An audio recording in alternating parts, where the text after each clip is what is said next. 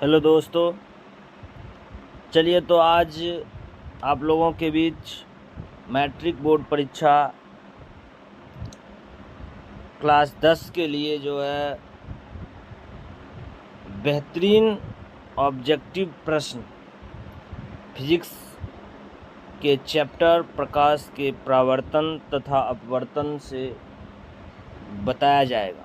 बहुत ही शानदार ऑब्जेक्टिव जो कि परीक्षा के दृष्टि से काफ़ी इम्पोर्टेंट है। तो आइए आज हम ऑब्जेक्टिव करवाते हैं, आप लोग ध्यान से देखते रहिए और देखा है ना, कमेंट में जवाब देते रहिए। पता चलना चाहिए कि कितना विद्यार्थी का कितना सही हो रहा है। पहला क्वेश्चन कहता है कि प्रकाश की किरण गमन करती है। तो ऑप्शन दिया है पहला सीधी रेखा में, टेढ़ी रेखा में, किसी भी दिशा में, इनमें कोई नहीं। तो इसका ऑप्शन क्या हो जाएगा बताइए। इसका ऑप्शन हो जाएगा ए। चलिए सीधी रेखा में। अगला क्वेश्चन कहता है प्रकाश का वेग न्यूनतम होता है किस में। तो चलिए कांच में, टिक लगा लेंगे कांच में। चलिए आगे देखिए, कहता मोटर गाड़ी के चालक के सामने लगा रहता है। तो ऑप्शन ए है समतल दर्पण, उत्तल दर्पण, अवतल दर्पण, उत्तल लेंस। तो क्या हो जाएगा बताइए। तो इसका आंसर हो जाएगा उत्तल दर्पण, ऑप्शन बी। टिक लगा लीजिए, ऑप्शन बी है ना, टिक। चलिए अगला कहता है मोटर कार के हेडलाइट में किसका प्रयोग होता है। ऑप्शन ए है समतल दर्पण, उत्तल दर्पण, अवतल दर्पण, उत्तल लेंस। तो इसका हो जाएगा आपका क्या बताइए। इसका हो जाएगा आपका अवतल दर्पण। सबका आ रहा है आंसर। चलिए अवतल दर्पण, मोही जी का सही जवाब अवतल दर्पण। आगे बढ़िए, कहता है समतल दर्पण द्वारा बना प्रतिबिंब होता है। तो पहला ऑप्शन है वास्तविक, दूसरा काल्पनिक, तीसरा का दोनों, चौथा इनमें से कोई नहीं। बताइए क्या हो जाएगा। तो वास्तविक हो जाएगा। चलिए वास्तविक नहीं, क्या हो जाएगा, काल्पनिक हो जाएगा। समतल दर्पण है, चलिए काल्पनिक। आगे बढ़िए, कहता लेंस की क्षमता का ऐसा मात्रक होता है। बोलिए। पहला ऑप्शन है डायप्टर, ल्यूमेन, लैक्स, एंगस्ट्रम।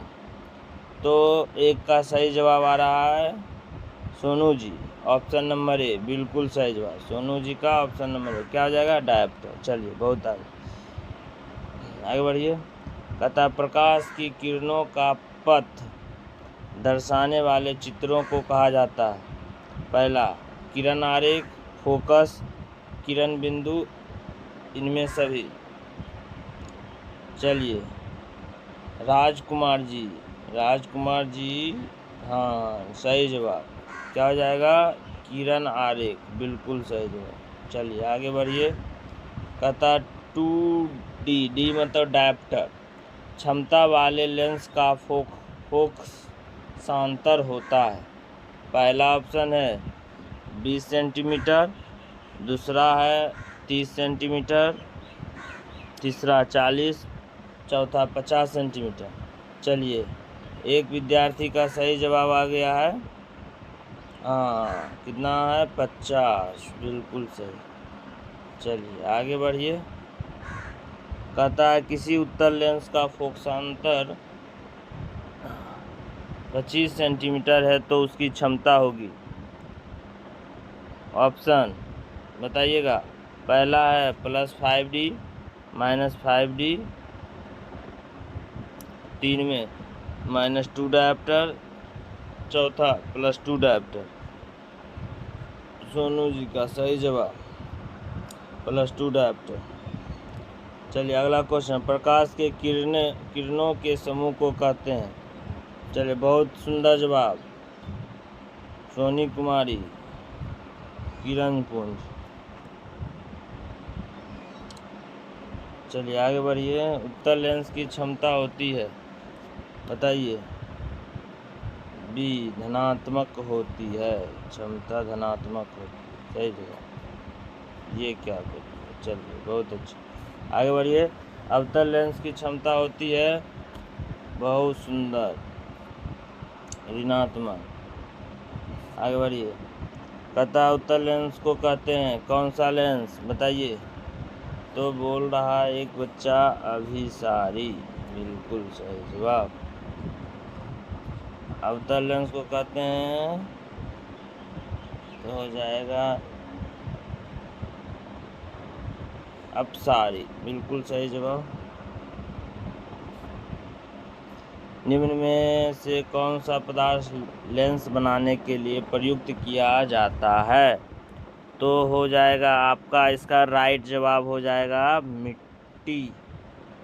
मिट्टी नहीं किया जाता है, बिल्कुल सही है ना। जल का किया जाता है, कांच प्लास्टिक, मिट्टी का नहीं किया जाता है। तो आपका सही जवाब हो जाएगा ऑप्शन डी, मिट्टी। चलिए आगे बढ़िए। कहता किस दर्पण से हमेशा वस्तु से छोटा प्रतिबिंब प्राप्त होता है? वस्तु से छोटा, बताइए कौन सा दर्पण होगा? तो ऑप्शन आपका हो जाएगा बी, उत्तल दर्पण। ऑप्शन बी, उत्तल दर्पण। चलिए सही जवाब। कहता किस दर्पण से वस्तु का प्रतिबिंब बड़ा बनता है, बड़ा प्रतिबिंब बनता है, किस दर्पण से? तो बताइएगा इसका जवाब। मुकेश कुमार बिल्कुल सही जवाब दिया है कि अवतल दर्पण होगा सर जी, अवतल, बिल्कुल सही जवाब। चलिए, प्रकाश के परावर्तन के कितने नियम हैं? ये तो बिल्कुल सबको पता है, सबने जवाब देखिए कमेंट में बताइए कितना होगा। बी, ऑप्शन बी 2, बिल्कुल सही। जब प्रकाश की किरण हवा से कांच में प्रवेश करती है तो मुड़ जाती है, किधर की ओर मुड़ती है? ऑप्शन बताइए। इसका ऑप्शन हो जाएगा आपका अभिलंब के निकट मुड़ जाती है, हवा से, है ना, हवा से कांच में, मतलब बताइए विरल से सघन में जा रहा, अभिलंब की ओर मुड़ेगा, मतलब अभिलंब की ओर निकट। तो ऑप्शन क्या हो जाएगा? तो इसका ऑप्शन देखिए, बिल्कुल सही जवाब एक बच्चा बता रहा है, क्या हो जाएगा? निकट, बी, ऑप्शन बी सही। फोटोग्राफी कैमरा का अधिक है ना दृश्यक होता है, बताइए इसका आंसर।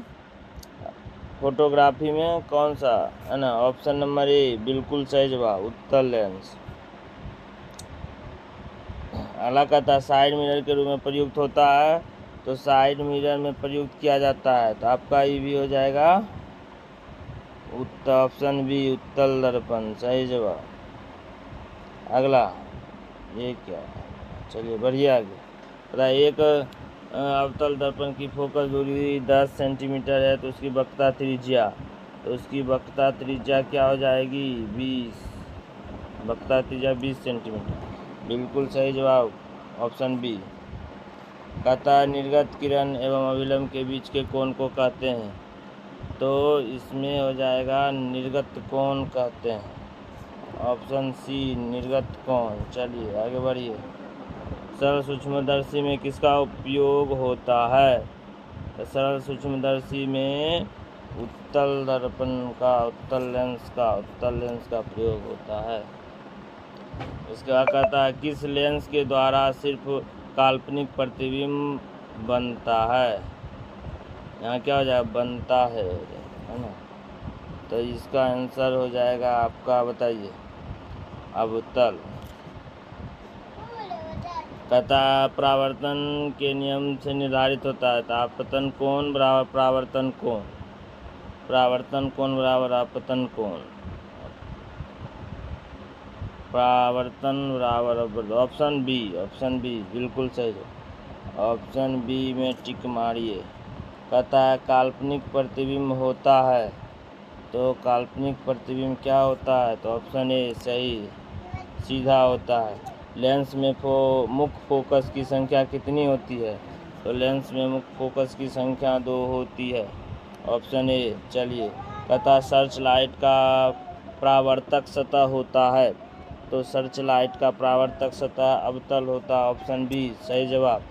कहता दाढ़ी बनाने में कौन सा दर्पण प्रयुक्त होता है, ये तो सबको पता होगा,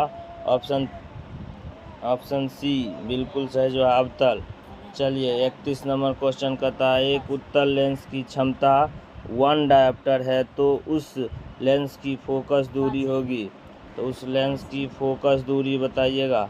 उस लेंस की फोकस दूरी तो प्लस में आ जाएगा 100 सेंटीमीटर। उसके बाद कह रहा देखिए आगे बढ़िए, कहता है कि किसी गोलीय दर्पण तथा किसी पतले गोलीय लेंस दोनों की फोकस दूरियां -15 सेंटीमीटर है, तो दर्पण तथा लेंस संभवतः है, तो क्या हो जाएगा 32 का जवाब दीजिएगा।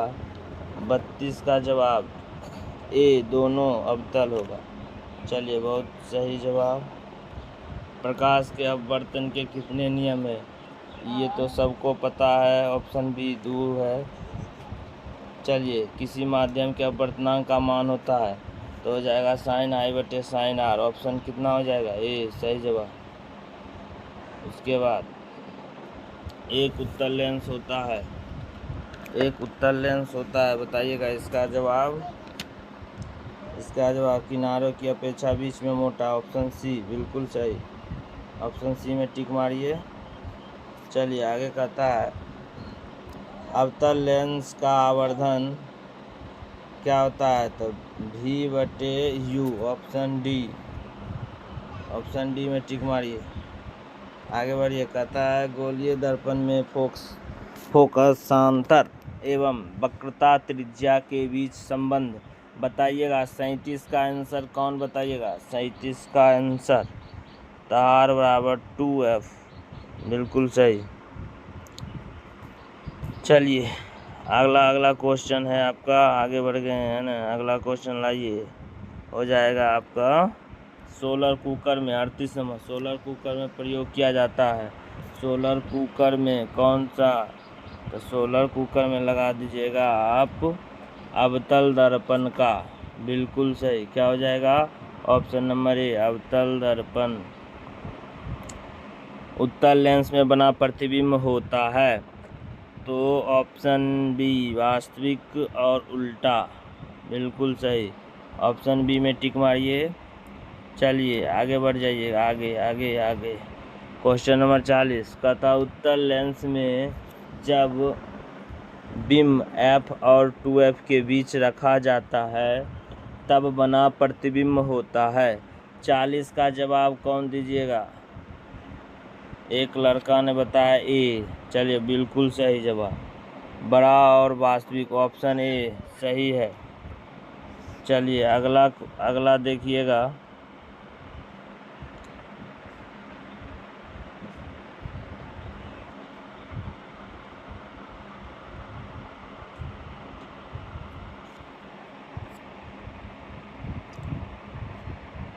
अगला देखिए अगले वीडियो में।